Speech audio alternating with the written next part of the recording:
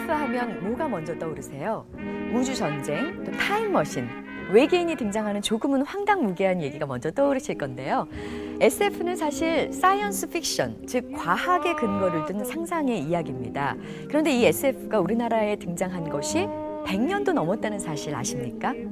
하지만 최근까지도 국내에서는 조금은 홀대받아온 게 SF 장르인데요. 이 SF 장르가 100년 만에 문화 다방면으로 확대되고 있습니다. 소수 마니아들의 문화에서 대중 속으로 파고드는 한국 SF의 돌개바람, 지금부터 확인해 보시죠. 2월 극장가, 연휴 이후에도 여전히 인기몰이를 하는 건 단연 SF 영화들입니다. 극장가에서 계절을 타지 않고 흥행을 보증하는 게 SF 영화인데요. 눈 뗄 수 없이 현란한 시각 효과까지 덤으로 선사하는 SF 영화.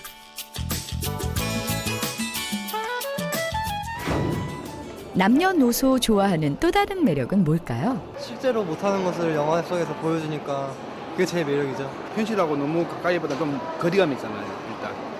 그래서 그런 매력에 푹 빠져서 아마 한 번 보고 두 번 보고 계속 보는 것 같은데요. 작년 11월 UFO 침공보다 국내 SF 팬들을 더 흥분시킨 일이 있었죠. 바로 제1회 국제 SF 영상 축제. 총 37편의 SF 영화가 상영됐는데요. 이 축제의 집행위원장은 다름 아닌 민병천 감독. 국내에서는 드문 SF 영화에 줄곧 도전했던 열혈 감독이죠. 하지만 요즘 민 감독이 푹 빠진 건 바로 공룡입니다. 그가 상상만 하던 공룡은 애니메트로닉스 기술을 통해 세상에 나왔습니다. 바닥에 자갈들이나 이런 부분들을 다 제거를 한 상태이고요. 그다음에 이 위에 이 배경들을 그림으로 구성을 했고 컴퓨터 그래픽으로 재현하는 공룡들의 떼를 이제 낸 상태입니다. 그는 이번 영화로 SF에 대한 자신감을 재충전했습니다. 이제는 기술이 상상력을 앞서는 시대가 오고 있거든요. 그러면 남은 것은 얼마나 좋은 스토리와 얼마나 좋은 소재를 개발하고 얼마나 좋은 기술을 접합하는 시대가 가장 문화 콘텐츠의 대세인 시대로 넘어가는 것이요. 그게 SF라고 저는 생각합니다. 해저 2만리 등 SF 고전 영화는 대부분 SF 문학에 기반을 두고 있습니다. 최근 출간된 2권의 SF 소설은 우주 속의 소우주를 다룬 영화들의 모티브가 됐는데요.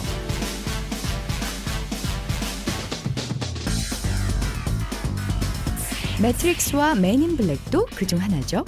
이 SF 소설은 사실 SF 마니아인 독립출판사 대표가 낸 책인데요.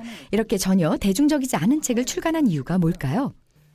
제가 내는 책 종수는 굉장히 적지만 이거 하나하나가 국내 SF의 지평을 넓히는데 좀 도움이 되고 초석이 됐으면 좋겠다는 생각을 합니다. 국내에서 좀 더 많은 사람들이 SF를 향유할 수 있었으면 좋겠어요. 주택가 근처의 한 도서관. 헌 책방에서도 구하기 힘든 SF 책들로 꽉 찬 이곳. SF 마니아들의 공공도서관이자 아지트입니다. SF를 좋아하고 즐기다 보니까 같이 모여서 무언가를 해보자라고 생각해서 여러 가지를 하다가 이렇게 SF 판타지 도서관이라는 걸 만들게 됐습니다.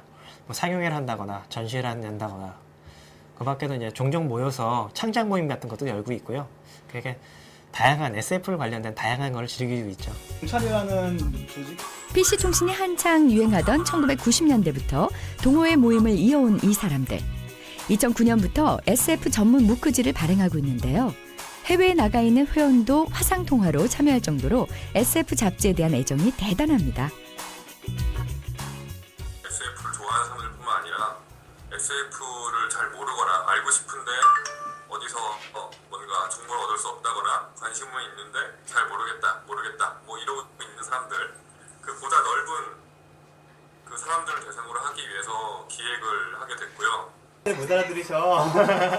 이제 올린 발리우드 SF 있잖아요. 그런 경험을 한번 하고 나면은 SF라는 틀 안에서 모든 다양한 이야기가 가능하고 여러 세계가 가능하다 보니까 그런 점을 정말 매력적으로 느끼고 있습니다. 우리가 일반적으로 우리가 즐길 수 있는 세상이 아니라 우리가 즐길 수 없는 또는 언젠간 즐길지도 모르는 세상을 좀 더 자연스럽고 사실적으로 느낄 수 있다는 거죠. 또 다른 SF 마니아를 만나볼까요? SF 출판 기획 전문가 박상준 씨. 그가 모은 자료에는 한국 SF 100년사가 고스란히 담겨 있습니다. 국내엔 1907년 쥘 베른의 소설이 철세계라는 제목으로 번안된 이후 주로 영미권의 SF 작품들이 소개되었죠. 그런데 이제 1960년대로 넘어오면서는 이런 과학 잡지를 봐도 한국 작가가 쓴 한국 작가의 창작 SF 소설들이 이제 연재가 되기 시작합니다. 과학 소설, 만화가 따로 이렇게 묶여져 있죠. 글 서기로라고 되어 있죠. 이 서기로라는 작가분은 원래 한국일보에서 과학 기자로 활동을 하신 서광운이라는 분입니다. 예, 이분이 이제 서기로라는 필명으로 직접 이렇게 과학 소설을 써서 학생과학 잡지에 연재를 한 것이죠. 그래서 이 중에 한 자료가 이제 좀 귀하다고 하면 한국 SF 문학의 첫 장편 소설은 1965년 발표됐는데요. 완전 사회라는 제목이었고 이렇게 안에 속표지를 보시면 사이언스 픽션이라고 되어 있죠.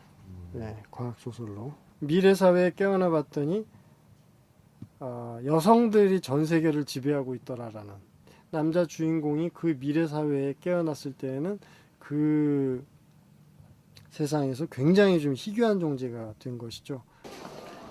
최근 서점가의 불황에도 불구하고 장르 소설, 특히 SF 소설을 찾는 독자도 꾸준히 늘고 있는데요. 대중들이 SF 소설을 찾는 이유는 뭘까요? SF 요즘 많이 대중화가 돼가지고 영화도 많이 나오고 또 영화 나온 게 다 소설에 근거해서 나온 영화도 많으니까. 최근 들어 SF 소설 판매는 점차 증가세를 보입니다. SF 소설의 판매 약진에 주목한 유명 출판사들도 인프린트 형태로 장르 문학 전문 브랜드를 출시해서 SF 소설의 출판을 늘리고 있습니다. 한 출판사는 최근 10년간 SF 소설계에서 유명한 시리즈는 물론 해외 작가들의 단행본, 국내 신진 작가들의 단편선까지 꾸준히 발행해 왔는데요.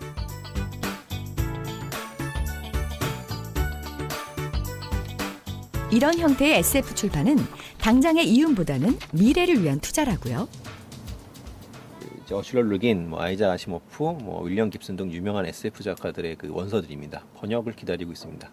출판사로서 또 좋아하는 사람으로서 이 장르를 이제 씨앗을 뿌리고 밭을 일구고 그래서 이 SF의 터전을 좀 가꾼 다음에 거기서 이제 실제로 이제 좀 성장을 하게 만들도록 하는 게 이제 출판사의 역할이라고 생각하고 또 그게 의무이기도 하기 때문에 계속해서 지금 책을 내고 있습니다. 최근 실력 있는 장르 문학 작가의 발굴을 위한 공모전에서 SF 작가들의 수상이 이어지고 있는데요. 이들 신인 작가들은 온라인 웹진을 통해 스스로 대중과의 접점을 넓히고 있습니다. 그중 가장 활발한 활동을 하는 거울은 창작, 번역은 물론 출판까지 꾸준한 활동으로 평단에서도 인정받는 작가들을 여럿 배출했습니다. 거울은 한 달에 한 번 합평회를 진행하고 1년에 한 번씩은 회원들의 작품을 엮어 동인지를 발간합니다. 이게 저희가 지금까지 찍은 동인지 형태의 다른 책들이거든요. 아까 말씀드린 대표 중단 편선 말고도 소재별 엔솔러지라 그래서 흡혈귀, 외계인 이런 식으로 특정 소재를 가진 거를 작가들이 글을 쓰는 거예요. 거울 회원들은 SF 문학의 창구를 스스로 만든 개척자들입니다. 근데 그게 작품을 쓰는데 써야 될 에너지가 작품을 발표할 곳 하나를 찾기 위해서 그 에너지를 쓰다가 소진이 되는 경우를 몇 번 많이 보고 거울은 중단편 작가들을 위한 좀 버젓하게 멋지게 작품을 게재할 수 있고 작가들끼리 계속 교류하고 그럼 이런 작품들을 좋아하는 독자들도 와가지고 무언가를 얻어갈 수 있는 그런 곳으로 만들고 싶다. 그런 곳이 필요하다는 생각에 만든 것 같아요. 결국엔 클론이 3개까지가 이렇게 나와지는데 지금 여기서 이 글의 매력이 타워를 쓴 배명훈 작가도 거울의 회원인데요. 작년 문학동네 젊은 작가상을 수상한 건 웹진 거울덕이라고 합니다. 모니터라고 해야 되나? 먼저 의견을 묻고 이렇게 그런 과정을 거쳤어요. 그 글도 그렇고 그 다음에 나온 글도 그렇고 그런데 그거를 공유할 수 있는 동료 작가 집단이 생긴다는 게 굉장히 힘이 되죠. 굉장한 힘이 되고 그런 거를 얻을 수 있는 데가 사실 많지는 않아요. 그러니까 이런 모임을 통해서 그런 동료들을 만나고 동지애 같은 걸 느껴볼 수 있는 것 같아요. 서로 성장하는 거울. 한편 문화연대에서는 일반인들의 SF 소설 창작 열기가 뜨거운데요. 강의실에는 소설 하이어드를 쓴 김상현 작가의 SF 작법 강의가 한창입니다. 미야자키 하야오가 있죠. 창작을 한다는 행위 자체가 가장 어떻게 보면은 적극적인 독서 행위랑 다 있다고 생각을 하거든요. 이게 전문적으로 돈을 받고 쓰는 게 아니라고 할지라도 이렇게 취미로 창작의 경험을 가져보게 되면은 앞으로 SF를 읽을 때 더 재미있게 읽을 수 있지 않을까. 그렇죠. 예.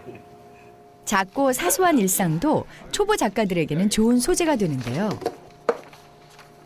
버스에 아저씨들 탈 때 그 교통카드 찍잖아요. 근데 이거 꺼내기 귀찮아서 엉덩이를 이렇게 찍어요. 그러니까 아예 이거를 몸 안에다가 심어주면은 저 아저씨들 더 편하겠다.